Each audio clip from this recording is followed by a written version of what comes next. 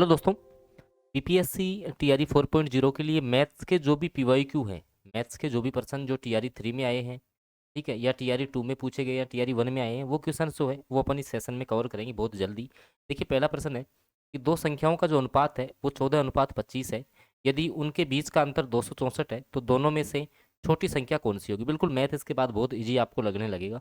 देखिए, दो संख्याओं का अनुपात आपको दिया हुआ है, दो संख्याओं का रेशियो दे रखा है 14:25, मतलब फर्स्ट संख्या का 14 अनुपात है और सेकंड का 25 है। क्या दिया हुआ है, देखो यहाँ पर उनके बीच का अंतर, अंतर दिया हुआ है ना। अब यहाँ से देखो अंतर कितने का आ रहा है, यहाँ से अंतर आप देखोगे ना 14 और 25 में जो है आप अंतर देखोगे तो यहाँ पर आप सीधा सीधा अंतर कितने का देख पा रहे हो, 11 का। तो 11 बराबर होगा आपका किसके, 264 क्वेश्चन में दिया हुआ है।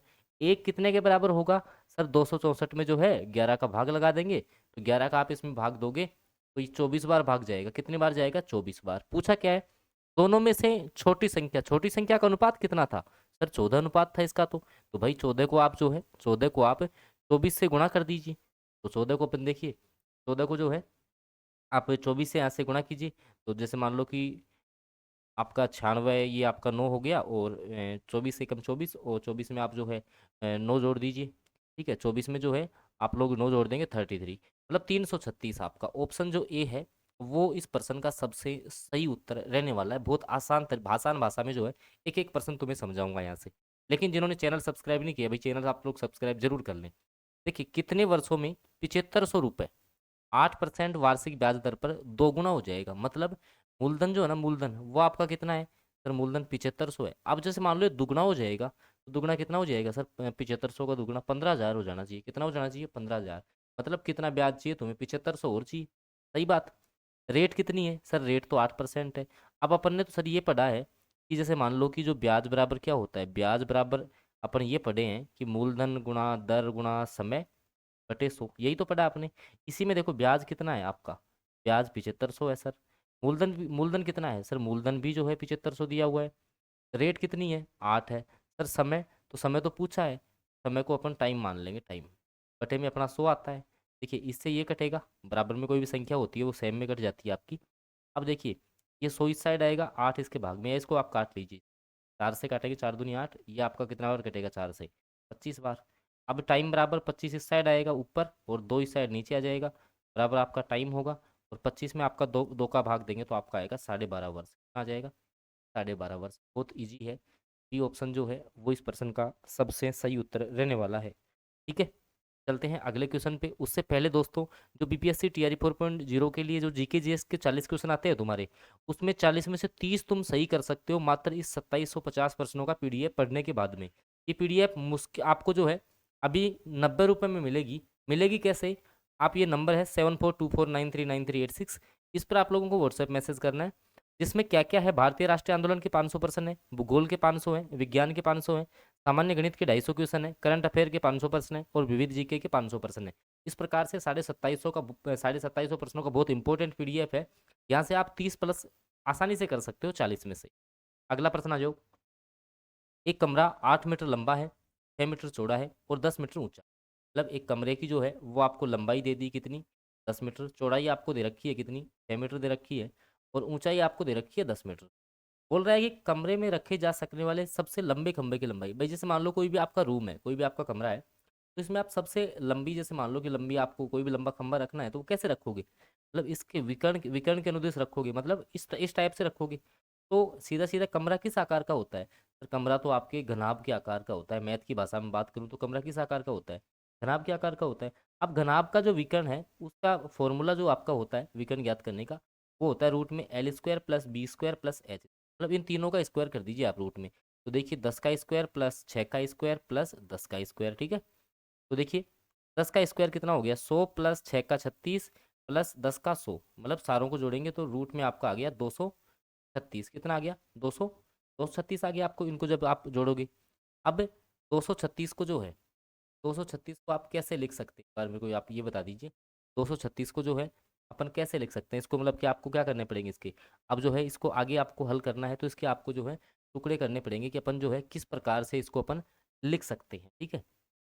तो देखिए कि जैसे मान लो कि क्या 12√6 लिखा जा सकता है इसको। भाई रूट जो आपका 236 है उसको क्या आप लोग ये लिख सकते हो। देखो 12 का स्क्वायर कितना, 144 को 6 से आप गुणा करके देखो तो ये आपका नहीं आ रहा है।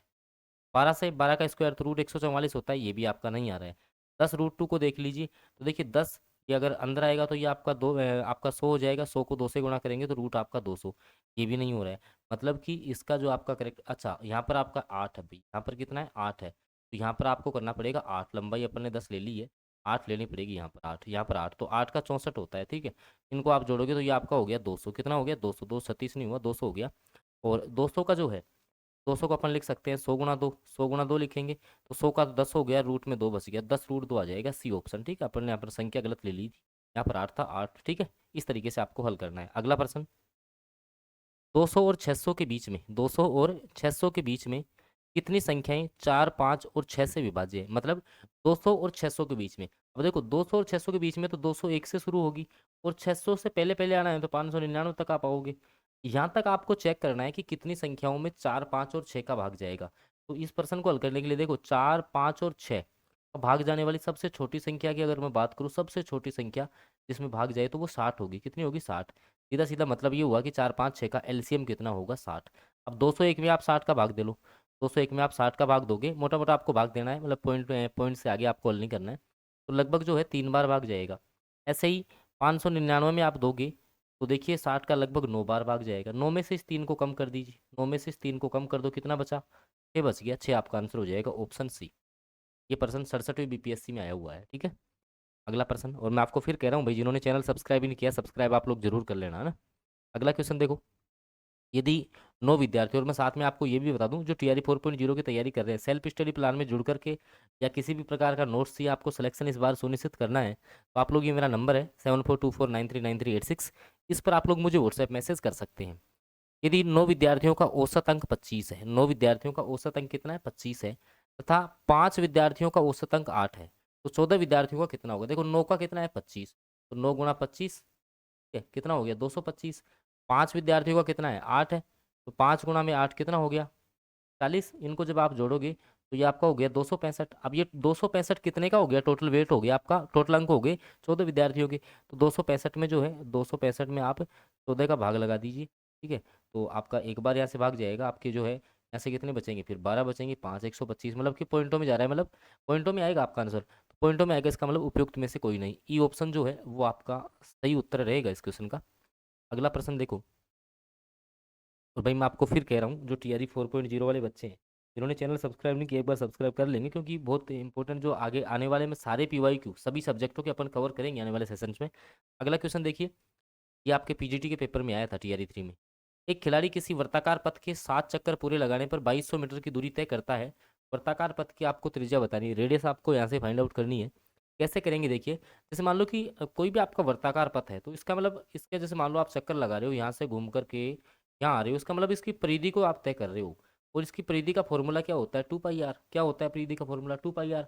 अब कितने चक्कर लगा रहे हो सर, 7 चक्कर लगा रहे हैं, तो 7 चक्कर में कितनी हो जाएगी 7 गुणा 2 पाई आर। इसका मान आपको दिया हुआ है कितना 2200।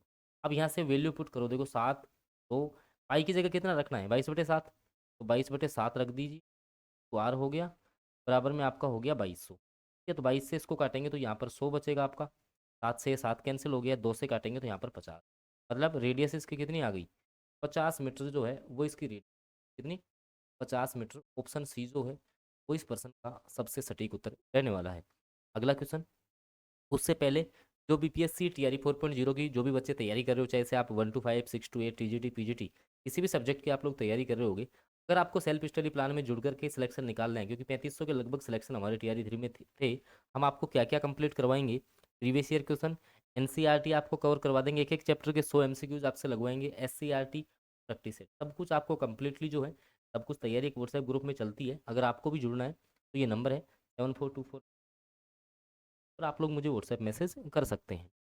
अगला जो आपका क्वेश्चन है, एक अधिकारी का जो वेतन है वो 25% बढ़ा दिया जाता है, तो नए वेतन को कितना परसेंट कम करें कि पुराने वेतन पर आ जाए वो। कहने का मतलब कर्मचारी है उसका वेतन जो है आप लोग 25% बढ़ा दिए, मतलब आप ऐसे सोचिए इसको, 100 से आपने कितना कर दिया 125 कर दिया, तो कितना कम करना पड़ेगा, कितना बढ़ाया आपने 25, कितना हो गया 125 इंटू 100 आप कर लीजिए, इसको आप सोल्व करेंगे, देखिए आपका आएगा 20, मतलब आपको कितना परसेंट कम करना करना करना पड़ेगा 30% इस वेतन को आप कम करेंगे, तब जाकर के जो है आप इक्वल वेतन पे आ पाएंगे। ठीक है, अगला क्वेश्चन देखिए। पूर्ण घन संख्या प्राप्त करने के लिए 81 है, उसको किस संख्या से आपको विभाजित करना पड़ेगा? कहने का मतलब 81 में किसका भाग दें कि आपको जो है पूर्ण घन संख्या प्राप्त हो जाए। देखो एक एक ऑप्शन को उठाओ, पहला ऑप्शन उठा लिया अपन ने 3 बार, में आप 3 का भाग दो, कितना आएगा? 27। 27 पूर्ण घन संख्या है क्या? बिल्कुल है, क्योंकि 3 का घन कितना होता है? 3 गुणा 3 गुणा 3 कितना हो गया? 27 हो रहा है। बस ऑप्शन ए जो है वो आपका सही होगा। और मैं आपको सारे क्वेश्चंस, मैथ के ही नहीं, सारे सब्जेक्टों के जो है सारे क्वेश्चंस बहुत जल्दी आपको नोटिफिकेशन से पहले ही करवा देंगे, तो आप चैनल को सब्सक्राइब आप लोग जरूर कर लीजिए। देखिए दो संख्याएं जो है 21:10 में है, दो संख्याओं का अनुपात दे रखा है 21:10, और उनका में से आपको दे रखा है एचसीएफ 11 है, में से दे रखा है, उनका योग पूछा है। अब सुनिए यहाँ से ध्यान रखना, कोई भी संख्या जो है ना, कोई भी संख्या कैसे बनती है, बस ये बात याद रख लेना। कोई भी संख्या बनेगी कैसे? उसका जो अनुपात, जो रेशियो उसका दिया हुआ है, उसको आपको केवल और केवल मैसे से मल्टीप्लाई करना है। मतलब उसका जो रेशियो है उसको एचसीएफ से आपको मल्टीप्लाई करना होता है। तो पहली संख्या अगर मैं इसमें फाइंड आउट करना चाहूँ ना, मैं 21 को 11 से गुणा कर दूँ, कितनी हो जाएगी? 11 का एक बार 11, और आपका जो है 231 हो जाएगा। ऐसे ही दूसरी कितनी हो जाएगी? दूसरी संख्या 11 को आप 10 से गुणा करोगे, 11 को 10 से गुणा करोगे तो 110 हो जाएगी। योग पूछा है तो दोनों को जोड़ दो, तो ये आपका हो जाएगा कितना? 331। कौन से ऑप्शन में दिया हुआ है?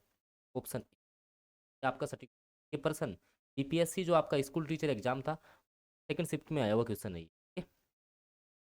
क्वेश्चन है, ये आकृति है, दिए गए चित्र में जो है वो कितने वर्ग है? देखिए जैसे जब भी आपके सामने इस प्रकार की आकृति आ जाए, आपको करना क्या है कि यहाँ पर इसको नंबरिंग देनी है, 1 2 3 4, 1 2 3 4 तो नंबरिंग दे दी। अब इसको इससे मल्टीप्लाई कर दो, 4 को 4 से, ठीक है, इसको इससे कर दो, 3 को 3 से मल्टीप्लाई करना है, 2 को 2 से कर दो, ठीक है, और 1 को 1 से कर दो, ठीक है ना।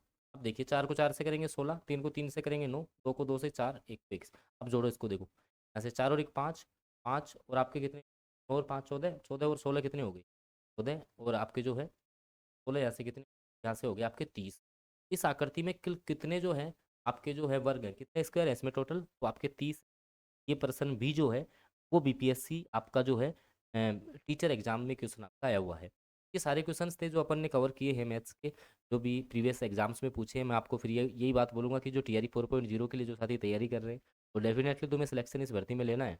तो आप लोग जो है, ये नीचे मेरा नंबर है 7424939386, तो व्हाट्सएप मैसेज जरूर करें। धन्यवाद।